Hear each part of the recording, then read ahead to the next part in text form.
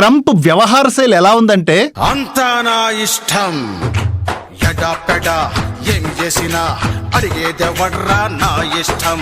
విన్నారు కదా lyrics, exact గా ఇతనికి యాప్ట్ అయ్యేలాంటి లిరిక్స్ ఏవి.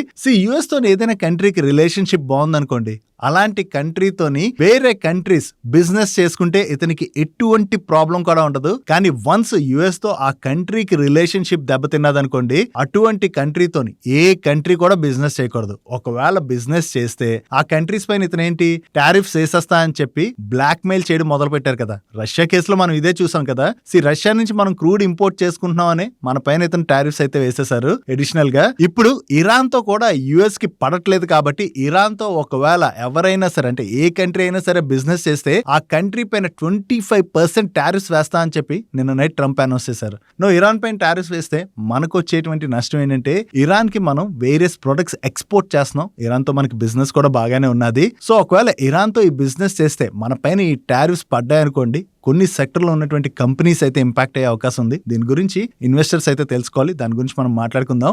దీంతో పాటుగా స్టాక్ మార్కెట్ ఇన్వెస్టర్స్ ఎన్ని రోజుల నుంచో ఒక ట్యాక్స్ బెనిఫిట్ గురించి ఎదురు చూస్తున్నారు. ఇటువంటి ట్యాక్స్ బెనిఫిట్ అనౌన్స్మెంట్ గవర్నమెంట్ దగ్గర నుంచి ఈసారి బడ్జెట్ లోని వచ్చేటువంటి అవకాశాలు అయితే కనిపిస్తున్నాయి. దాని గురించి కూడా ఇన్వెస్టర్స్ అందరూ కూడా తెలుసుకోవాలి. వీటితో పాటుగా గోల్డ్ అండ్ సిల్వర్ ఇన్వెస్టర్స్ ఎవరైతే ఉన్నారో వాళ్ళ రిలేటెడ్ గా ఒక ఇంపార్టెంట్ న్యూస్ ఉంది. ఇది కూడా మాట్లాడుకుందాం. వీటితో పాటు మార్కెట్ లో ఉన్న మరిన్ని ఇంపార్టెంట్ అప్డేట్స్ అండ్ రిజల్ట్స్ ని ఈ రోజు మన డైలీ మనీ షో నంబర్ 1229 లోని క్విక్ గా డిస్కస్ చేసేద్దాం.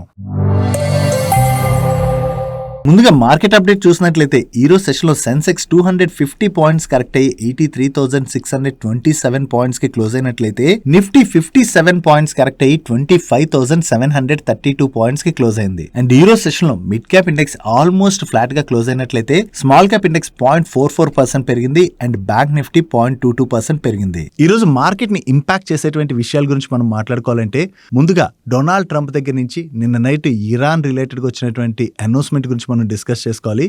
ఇరాన్ లోని ఇన్ఫ్లేషన్ అది బాగా పెరిగిపోవడంతో ఇరాన్ లోని పీపుల్ ప్రొటెస్ట్ చేస్తున్నారు కదా. ఆ ప్రొటెస్టర్స్ ఎవరైతే ఉంటారో వాళ్ళపైన ఇరాన్ గవర్నమెంట్ అటాక్ చేస్తుండడంతో డొనాల్డ్ ట్రంప్ అయితే రంగంలోకి దిగి ఇరాన్ లో ఏదైతే జరుగుతుందో అది కరెక్ట్ కాదు, ఇరాన్ గవర్నమెంట్ ఇలా చేసినట్లయితే వాళ్ళపైన యాక్షన్ తీసుకుంటాం, ఈవెన్ మా మిలిటరీని కూడా రంగంలోకి దింపుతాం అని చెప్పి అనౌన్స్ చేశారు. నిన్న మనం మాట్లాడుకున్నాం కదా. కానీ ఇరాన్ దగ్గర నుంచి కూడా యుఎస్ కి తిరిగి అటువంటి సమాధానాలే వస్తుండడంతో ఇప్పుడు ఏంటంటే డొనాల్డ్ ట్రంప్ ఏదైనా కంట్రీ ఇరాన్ తో ఒకవేళ బిజినెస్ చేస్తే ఆ కంట్రీ పైన 25% టారిఫ్స్ అయితే వేస్తా అని చెప్పి ఇతను అనౌన్స్ చేసేసారు.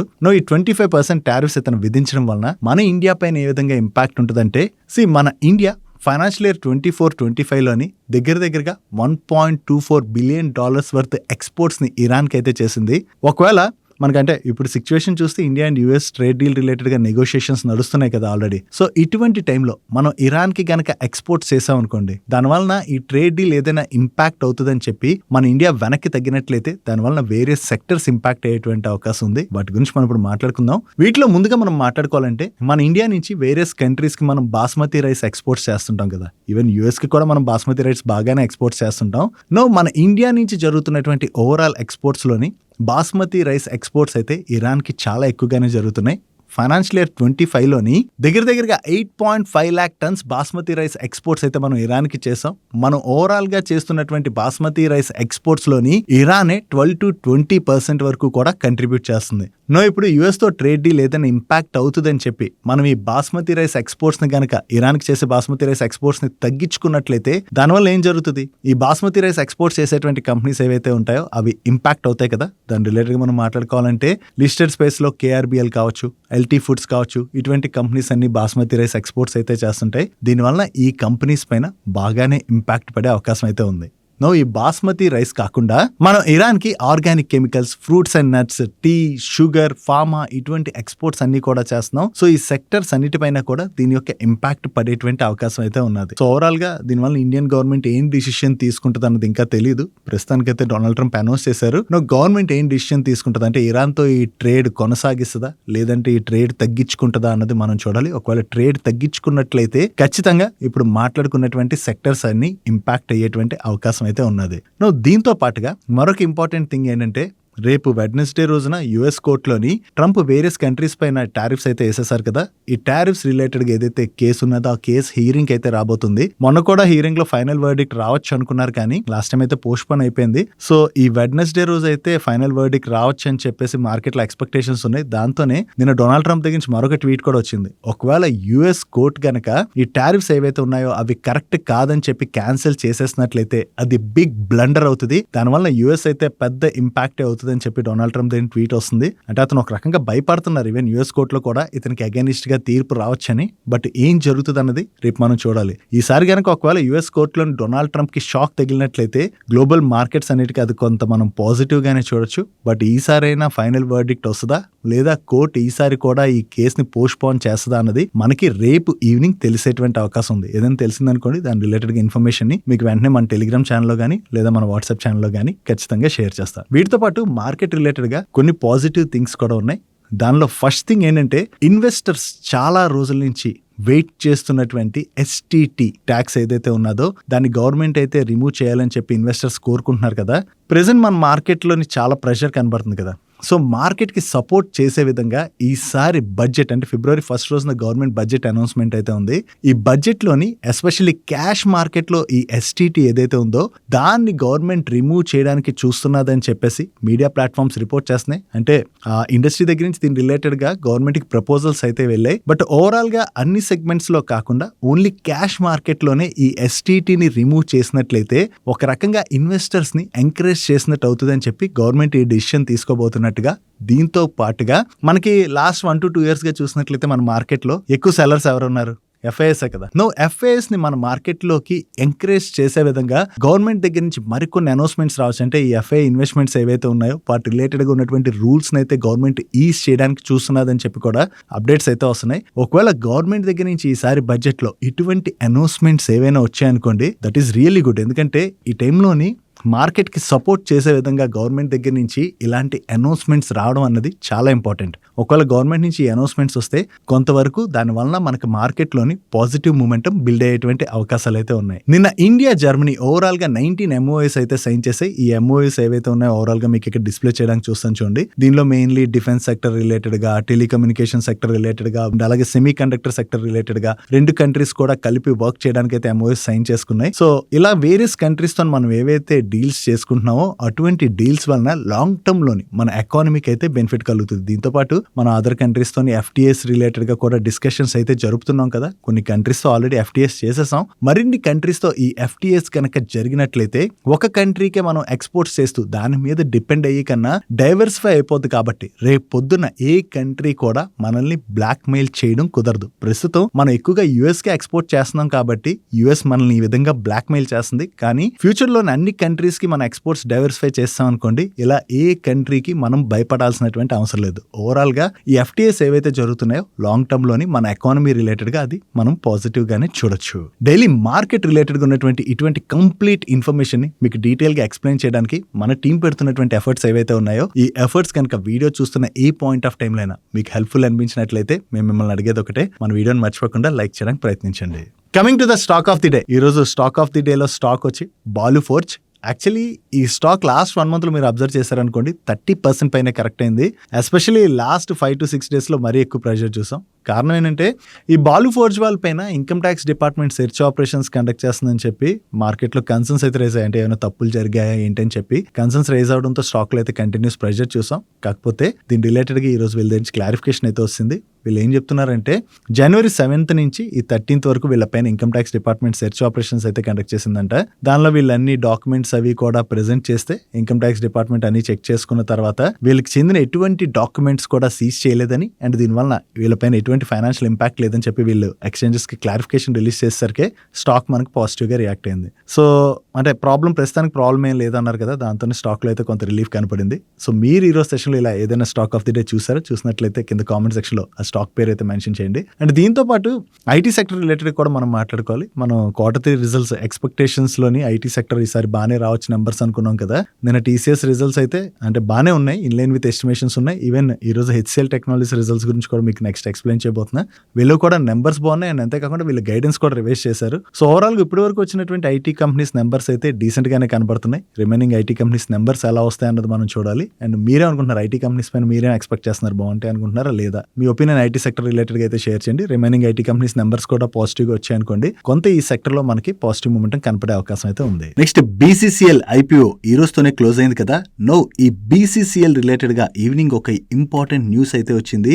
ఈ BCCL వాళ్ళు వెస్ట్ బెంగాల్ లోని రన్ చేస్తున్నటువంటి కోల్ మైన్ లోని ఇల్లీగల్ మైనింగ్ యాక్టివిటీ జరగడంతో మైన్ అయితే కొలాప్స్ అయినట్లుగా, ఈ మైన్ కొలాప్స్ లోని చాలా మంది అక్కడ పనిచేసేటువంటి వాళ్ళు చిక్కుకుపోయారని ప్రెసెంట్ ఇక్కడ రెస్క్యూ ఆపరేషన్స్ అయితే జరుగుతున్నట్లుగా వేరియస్ మీడియా ప్లాట్ఫామ్స్ అయితే రిపోర్ట్ చేస్తున్నాయి. ఈ మైన్ లోని యాక్చువల్లీ ఇల్లీగల్ గా కోల్ ఎక్స్ట్రాక్ట్ చేస్తుండటంతో ఈ ఇన్సిడెంట్ అయితే జరిగినట్లుగా కూడా మీడియా ప్లాట్ఫామ్స్ రిపోర్ట్ చేయడం జరిగింది. సో ఈ మైన్ లోని ఇన్సిడెంట్ జరిగిన తర్వాత BCCL వాళ్ళు మీడియాతో మాట్లాడుతూ ఈ మైన్ వీళ్ళకి సంబంధించింది కాదు అని చెప్పి రెస్పాండ్ అయినట్లుగా కూడా రిపోర్ట్ చేయడం జరిగింది. బట్ చూడాలి ఇంకా, అంటే ఈ మైన్ వీళ్ళకి సంబంధించిందా లేదా వీళ్ళకి సంబంధించింది కాదా అని చెప్పి ఫర్దర్ గా అయితే మనకి క్లారిఫికేషన్ రావాల్సి ఉన్నది. ఒకవేళ ఈ మైన్ BCCL ఆపరేట్ చేస్తుంది అనుకోండి, దాని వలన IPO లిస్టింగ్ టైంలోని BCCL స్టాక్ పైన కొంతవరకు ఇంపాక్ట్ పడేటువంటి అవకాశం ఉంది. బట్ యాజ్ ఆఫ్ నౌ ఇంకా ఇది BCCL దా కాదా అన్నది తెలియదు కదా. దీని రిలేటెడ్ గా BCCL వాళ్ళ దగ్గర నుంచి ఏదైనా క్లారిఫికేషన్ వస్తుందేమో చూడాలి. Next quick commerce players like Blinkit, Zepto and Swiggy, Instamart వీళ్ళందరూ కూడా 10 minutes డెలివరీని అయితే ఆఫర్ చేస్తుంటారు కదా.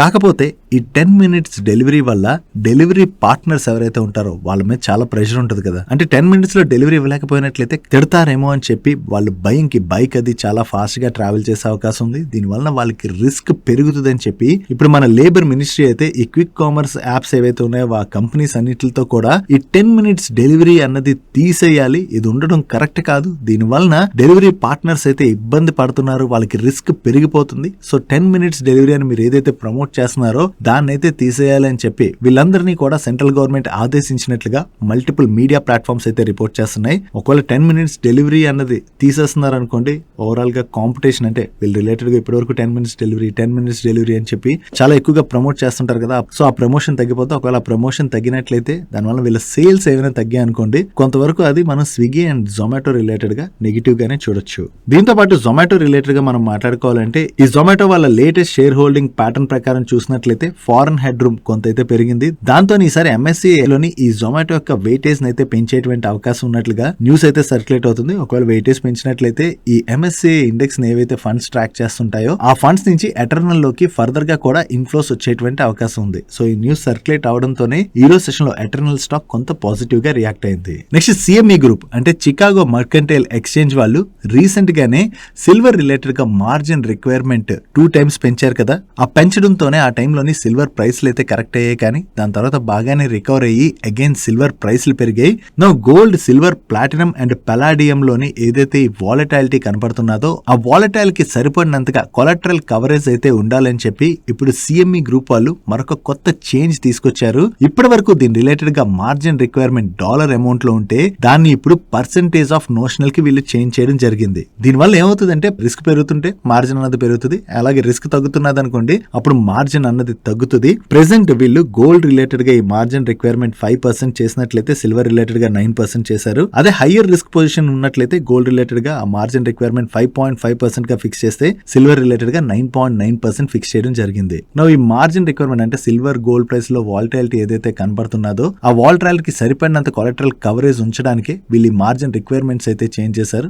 ఈ మార్జిన్ రిక్వైర్మెంట్స్ చేంజ్ చేసినా కూడా పెద్దగా మనకి ప్రైస్ లో వాలటైలిటీ అయితే కనపడలేదు. చూడాలి దీనికి గోల్డ్ అండ్ సిల్వర్ నెక్స్ట్ ఎలా రియాక్ట్ అవుతాయి అన్నది. సో ఈ రెండింటిలో కూడా మనం మాట్లాడుకోవాలంటే గోల్డ్ ప్రైస్ రిలేటెడ్ గా మరీ అంత వాలటైలిటీ ఉండకపోవచ్చు, కానీ సిల్వర్ రిలేటెడ్ గా మనం ముందు కూడా మల్టిపుల్ టైమ్స్ మాట్లాడుకున్నాం కదా. Silver is most volatile metal. Industries నుంచి డిమాండ్ అయితే బాగానే కనపడుతుండటంతో ప్రైస్ అయితే పెరుగుతుంది. కాకపోతే సిల్వర్ లో ఆ వాలటైలిటీ ఏదైతే ఉంటుందో ఆ రిస్క్ అయితే సిల్వర్ లో ఇన్వెస్ట్ చేసే వాళ్ళు అర్థం చేసుకోవాలి. ఎందుకంటే ప్రైస్ పెరిగినప్పుడు బాగానే ఉంటుంది, పడినప్పుడు కూడా అదే రకంగా సిల్వర్ ప్రైస్లు కరెక్ట్ అవుతాయి. కాబట్టి ఆ రిస్క్ ఎవరైతే బేర్ చేయగలరో వాళ్ళే సిల్వర్ రిలేటెడ్ గా ఇన్వెస్ట్మెంట్ డిసిషన్ తీసుకోవడం అన్నది బెటర్. నెక్స్ట్ మన ఇండియన్ గవర్నమెంట్ బాండ్స్ ఏవైతే ఉన్నాయో వీటిని బ్లూంబర్గ్ వాళ్ళ గ్లోబల్ అగ్రిగేట్ ఇండెక్స్ లోని ఇంక్లూడ్ చేయొచ్చు అని చెప్పి మార్నింగ్ నుంచి న్యూస్ బాగా సర్క్యులేట్ అయింది. ఒకవేళ ఒకవేళ మన ఇండియన్ గవర్నమెంట్ బాండ్స్ ని గ్లోబల్ అగ్రిగేట్ ఇండెక్స్ లోని ఇంక్లూడ్ చేశారనుకోండి, వీటిలోకి ఫారెన్ ఇన్వెస్ట్మెంట్స్ వస్తాయి కాబట్టి అది మన ఇండియన్ బాండ్ మార్కెట్ రిలేటెడ్ గా పాజిటివ్ గా చూడొచ్చు. కాకపోతే బ్లూంబర్గ్ ఇండెక్స్ సర్వీస్ లిమిటెడ్ వాళ్ళు దీనికి రియాక్ట్ అవుతూ ఇండియన్ గవర్నమెంట్ సెక్యూరిటీస్ అయితే ఇంక్లూడ్ చేయట్లేదని, వీటి రిలేటెడ్ ఉన్నటువంటి operational and market infrastructure aspects ని వీళ్ళు ఇంకా ఎవాల్యుయేట్ చేయాల్సి ఉన్నది. ఎవాల్యుయేట్ చేసిన తర్వాత డిసిషన్ తీసుకుంటాం. ప్రెసెంట్ మాత్రం వీటిని బ్లూంబర్గ్ గ్లోబల్ అగ్రిగేట్ ఇండెక్స్ లోనైతే ఇంక్లూడ్ చేయట్లేదని చెప్పి క్లారిఫికేషన్ రిలీజ్ చేశారు. సో దీన్ని బట్టి మన గవర్నమెంట్ బాండ్స్ అయితే వీళ్ళు ఇండెక్స్ లో ఇంక్లూడ్ చేయట్లేనట్టుగా మనం అర్థం చేసుకోవచ్చు. ఒకవేళ ఫ్యూచర్ లో కనుక ఇది జరిగినట్లయితే మన బాండ్ మార్కెట్ కి అయితే అది పాజిటివ్ కానుంది.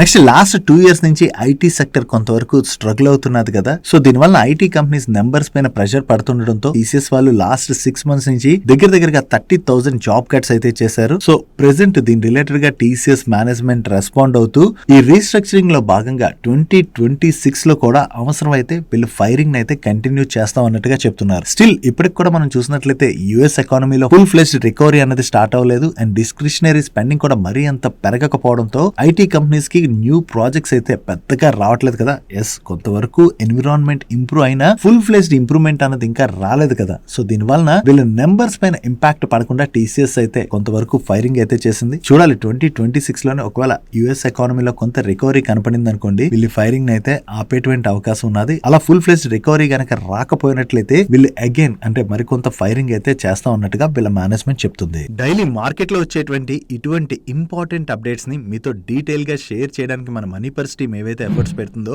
ఆ ఎఫర్ట్స్ కనుక మీకు హెల్ప్ఫుల్ అవుతున్నట్లయితే మన వీడియోని మర్చిపోకుండా లైక్ చేయడానికి ప్రయత్నించండి. Next water treatment services offer చేసేటువంటి వాటెక్ వాబాగ్ వాళ్ళు బీపీసీఎల్ దగ్గర నుంచి చాలా లార్జ్ ఆర్డర్ నే విన్ అయినట్టుగా వీళ్ళు ఎక్స్చేంజెస్ కి అయితే అప్డేట్ చేస్తున్నారు. దీనిలో భాగంగా వీళ్ళు బీపీసీఎల్ కోసం Madhya Pradesh Bina petchem and refinery expansion project ఏదైతే ఉందో ఈ ప్రాజెక్ట్ లోని industrial water treatment facilities related గా వీళ్ళు సర్వీసెస్ ని ఆఫర్ చేయవలసి ఉన్నది. ఈ ఆర్డర్ ని లార్జ్ ఆర్డర్ అంటున్నారంటే ఈ order value 250 crores to 600 crores in between ఉంటుంది అండ్ ఈ కాంట్రాక్ట్ ని వీళ్ళు 22 months లో ఎగ్జిక్యూట్ చేయవలసి ఉన్నది. నెక్స్ట్ ఎల్ఎన్టీ వాళ్ళు వాళ్ళ ట్రాన్స్పోర్టేషన్ ఇన్ఫ్రాస్ట్రక్చర్ బిజినెస్ లోని సిగ్నిఫికెంట్ ఆర్డర్ అయితే విన్ అయ్యారు. ఈ ఆర్డర్ లో భాగంగా వెస్ట్ బెంగాల్ లోని మూరీ గంగా రివర్ పైన వీళ్ళు కేబుల్ స్టేడ్ బ్రిడ్జ్ రిలేటెడ్ గా వర్క్స్ అయితే చేయవలసి ఉన్నది. దీన్ని వీళ్ళు సిగ్నిఫికెంట్ ఆర్డర్ అంటున్నారంటే ఈ order value 1000 crores to 2500 crores in between ఉంటుంది. వీళ్ళు కంటిన్యూస్ గా ఆర్డర్స్ విన్ అవుతుండడంతో వీళ్ళ ఆర్డర్ బుక్ స్ట్రాంగ్ గా గ్రో అవుతుంది కాబట్టి ఇది ఎల్ఎన్టీ రిలేటెడ్ గా మనం పాజిటివ్ గా చూడొచ్చు. అండ్ ఎల్ఎన్టీ వాళ్ళ రిలేటెడ్ గా మరొక ఇంపార్టెంట్ న్యూస్ కూడా ఉన్నది.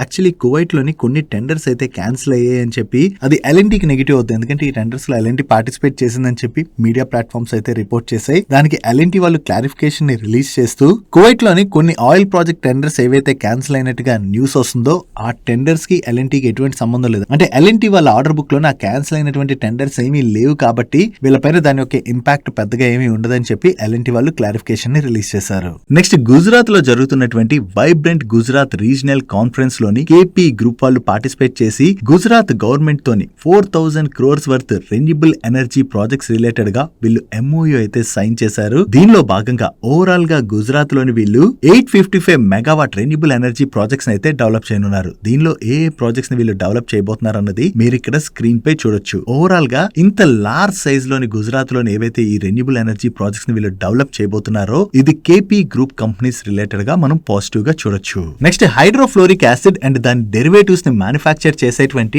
టాన్ఫాక్ ఇండస్ట్రీస్ వాళ్ళు ఒక జపనీస్ కస్టమర్ తోని లాంగ్ టర్మ్ సప్లై కాంట్రాక్ట్ లోకి ఎంటర్ అవడం జరిగింది. దీనిలో భాగంగా ఈ కస్టమర్ కి వీళ్ళు per annum 7500 metric tons of fluorinated chemicals ని 7 years పాటు సప్లై చేయాలి. సో ఎవ్రీ ఇయర్ దీని వలన వీళ్ళకి 337 crores వర్త్ ఆర్డర్ అయితే వస్తుందని. సో 7 years పాటు ఈ కాంట్రాక్ట్ వాల్యూ మనం చూసినట్లయితే 2362 crores గా వీళ్ళు షేర్ చేస్తున్నారు.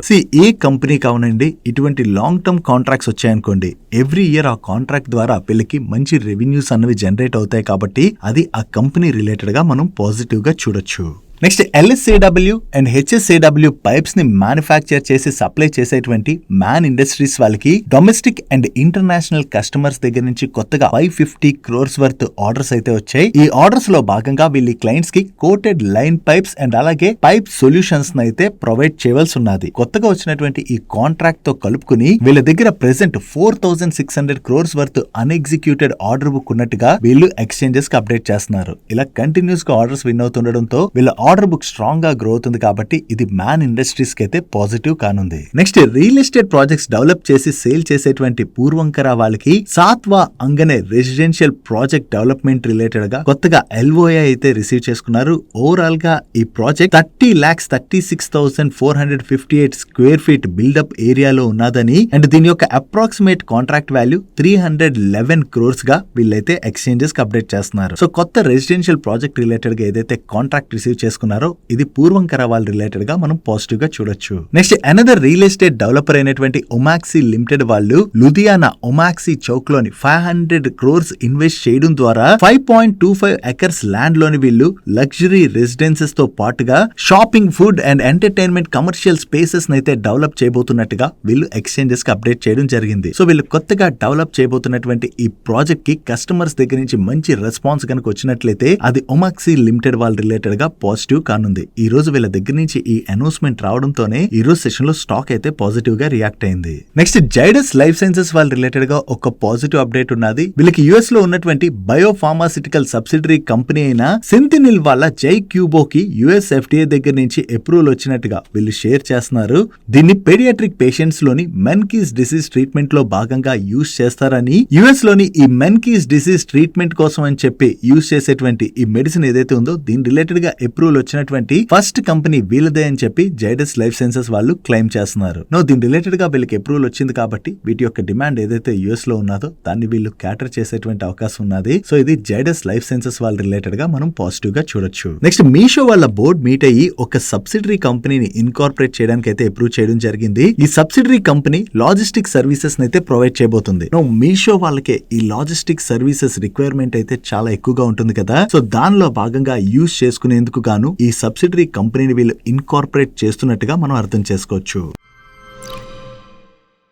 నెక్స్ట్ నిన్న మనం TCS రిజల్ట్స్ గురించి మాట్లాడుకున్నాం కదా. యాక్చువల్లీ TCS నెంబర్స్ అయితే ఆల్మోస్ట్ మార్కెట్ ఎక్స్పెక్ట్ చేసిన విధంగానే వచ్చాయి. ఓన్లీ TCS ప్యాట్ తగ్గడానికి రీజన్ మనం డిస్కస్ చేసుకున్నాం కదా already. Government of India new labour codes ఏవైతే అమలు చేసిందో దాని వలన వాళ్ళ బోటం లైన్ అయితే ఇంపాక్ట్ అయింది, కానీ అది జస్ట్ వన్ టైం ఇంపాక్ట్ మాత్రమే. సో దాన్ని తీసి చూసినట్లయితే TCS నెంబర్స్ అయితే బెటర్ గానే ఉన్నాయి. నిన్న ఈవినింగ్ HCL టెక్నాలజీస్ వాళ్ళ నెంబర్స్ కూడా వచ్చాయి. ఈ క్వార్టర్ లో వీళ్ళ నెంబర్స్ అయితే బాగున్నాయి. కాన్స్టెంట్ కరెన్సీ టర్మ్స్ లోని వీళ్ళ రెవెన్యూస్ లో ఇయర్ ఆన్ ఇయర్ లో 4.8% గ్రోత్ డెలివర్ చేసినట్లయితే సీక్వెన్షియల్ బేసిస్ లోని 4.2% గ్రోత్ డెలివర్ చేశారు. అండ్ నెట్ ఇన్కమ్ లో కూడా ఇయర్ ఆన్ ఇయర్ లో చూసినా క్వార్టర్ ఆన్ క్వార్టర్ లో చూసినా డీసెంట్ గ్రోత్ డెలివర్ చేయడం జరిగింది. అండ్ ఈ క్వార్టర్ లోని వీళ్ళు ఓవరాల్ గా $3,006 million వర్త్ న్యూ డీల్స్ అయితే విన్ అయ్యారు. అండ్ ఈ రిజల్ట్స్ తో పాటు TCS వాళ్ళ బోర్డ్ ₹12 per share డివిడెండ్ ని రికమెండ్ చేసింది. యాక్చువల్లీ వీళ్ళ నెంబర్స్ లో మెయిన్ మనం చూడాల్సింది ఫైనాన్షియల్ ఇయర్ 26 రిలేటెడ్ గా వీళ్ళిచ్చినటువంటి గైడెన్స్. ప్రీవియస్ క్వార్టర్ లోని వీళ్ళు ఫైనాన్షియల్ ఇయర్ 26 లోని కాన్స్టెంట్ కరెన్సీ టర్మ్స్ లోని వీళ్ళ రెవెన్యూస్ లో 3 to 5% గ్రోత్ డెలివర్ చేయొచ్చు అని చెప్పి గైడెన్స్ ఇస్తే